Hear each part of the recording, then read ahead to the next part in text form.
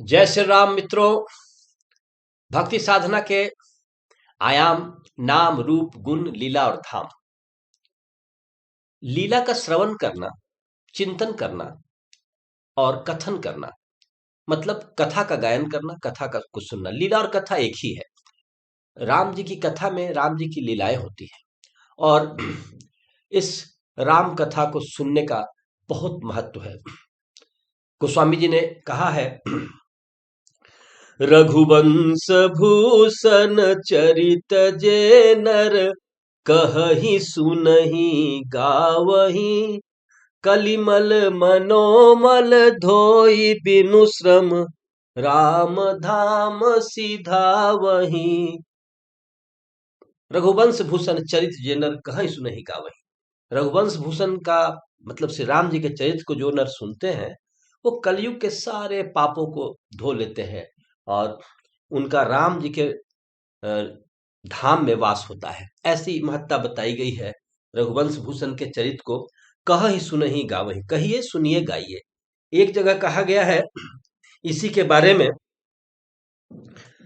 मन कामना सिद्धि नर पावा जे यह कथा कपट तज गावा। और आगे, कहि सुनहि अनुमोदन करही ते गोपद इव भव निधि तरही।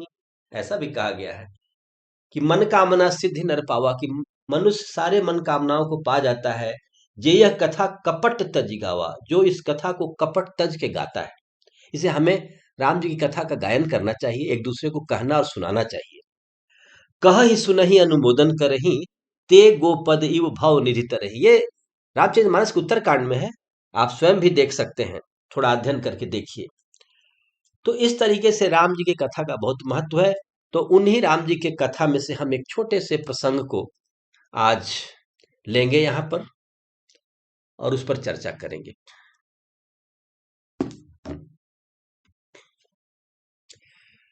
मांगी नावन केवट आना कहई तुम्हार मरम मैं जाना। चरण कमल रजस कहूँ सब कहही मानुष करनी मूरी कछुअहई।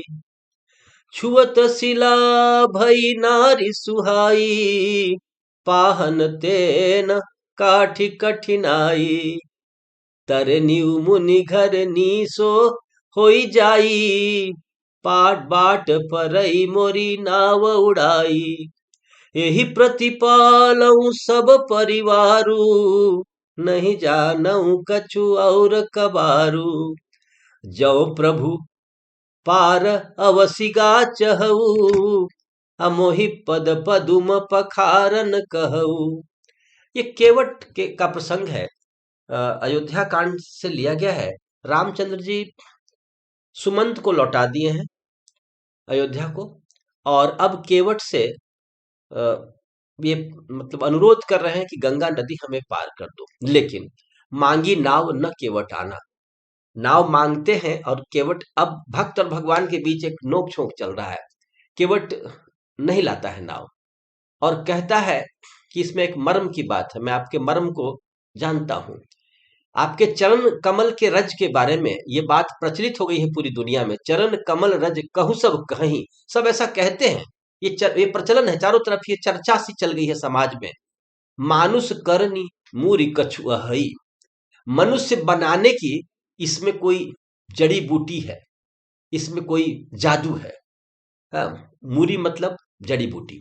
मानुष करनी मूरी कछुअहई, आपके चरण कमलों के रज में मनुष्य में बदल देने की कोई क्षमता है, कोई जादू है, ऐसा सुना जा रहा है, ऐसा मैं सुनता हूं। मैं बड़ा डर गया हूं।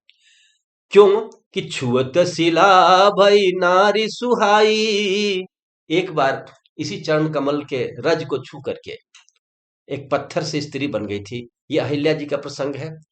और नाव तो कठिन पत्थर जैसा नहीं है, पाहन ते न काठ कठिनाई, जो कि अगर पत्थर स्त्री में परिवर्तित हो सकता है तो हमारी नाव बहुत ही कोमल है पत्थर की तुलना में। पत्थर और नाव की तुलना की गई, नाव लकड़ी से बनता है। अब हमारे साथ कह रहा है केवट कि हमारे साथ बड़ी समस्या है, तरनियु मुनि घरनी जो हुई, अगर मेरी नाव भी ऋषि पत्नी अहिल्या बन जाए या कोई स्त्री बन जाए तो क्या होगा, क्या क्या होगा इसका परिणाम? बाट परई मोरी नाव उड़ाई। एक तो आपका रास्ता बाट मतलब रहा, आपका रास्ता बंद हो जाएगा, नाव ही नहीं हो तो आपको मैं पार कैसे कराऊंगा? तो मैं आपको सर्व नहीं कर सकता, मैं आपकी कोई सेवा नहीं कर सकता। और मेरी नाव उड़ गई तो उससे एक बड़ा अनर्थ होगा कि हमारी आजीविका खत्म हो जाएगी। हमारा यही प्रोफेशन है, हमारी यही आजीविका है।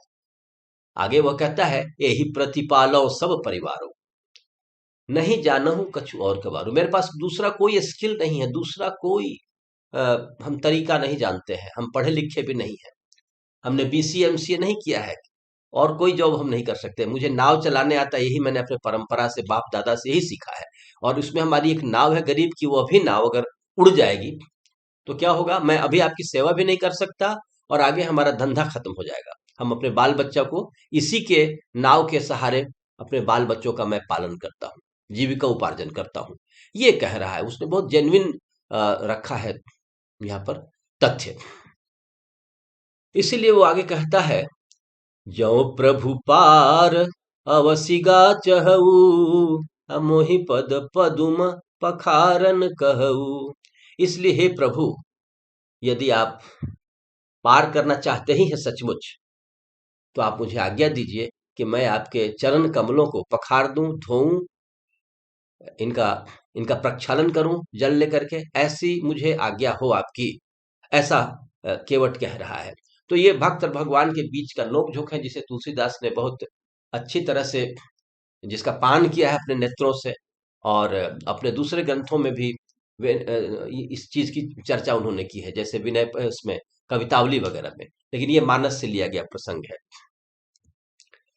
अब छंद आता है, पद कमल धोई चढ़ाई नाव, ननाथ उतराई चहऊं। पद कमल धोई चढ़ाई नाव, ननाथ उतराई चहऊं। मोहि राम राउर यान दशरथ, सपथ सब साची कहूं।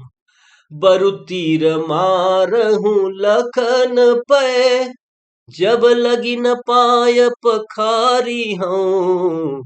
तब लगी न तुलसीदास नाथ, कृपालु पार उतारी हूँ। ये छंद है। कह रहा है केवट कि पद कमल धोई चढ़ाई नाव, न नाथ उतराई चहो। देखिए, मैं आपको एक छूट दे रहा हूं, मैं चरण कमलों को धोऊंगा, धोने दीजिए। आपको इस बात मैं छूट ये दूंगा कि मैं आपसे उतराई नहीं लूंगा, मैं आपसे कोई इसका पैसा नहीं लूंगा, भाड़ा नहीं लूंगा, लेकिन चरण कमल को धोने दीजिए। मोहि राम राउर आनी, आपका आन, मैं आपका भक्त हूं, इसलिए आपके शक्ति के ही आधार पर ऐसी बात कर रहा हूं। दशरथ जी के शपथ के आधार पर ये बात, आपके पिता का शपथ है, आपकी आपका आन है, मैं सच्ची बात कह रहा हूं, मैं पैसे नहीं लूंगा, मुझे चरण कमलों को धोने दीजिए। नहीं तो आपके वीर भाई आपके साथ हैं, लक्ष्मण जी, उनके साथ तीर धनुष लिया, आप दोनों भाई तीर धनुष लेकर के घूमते हैं। तो पांडव महासायक चारु चापम आपके पास होता है, तो बरु तीर मारे ही लखन उपै।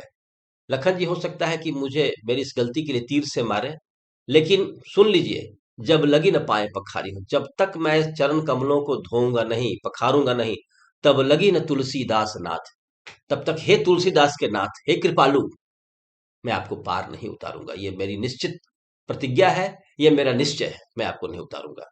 तब लगी न तुलसीदास नाथ, कृपालु पार उतारे। सुनि के वट के बैन, प्रेम लपेटे अटपटे, बिहसे करुणाएन, चितई जानकी लखन तन।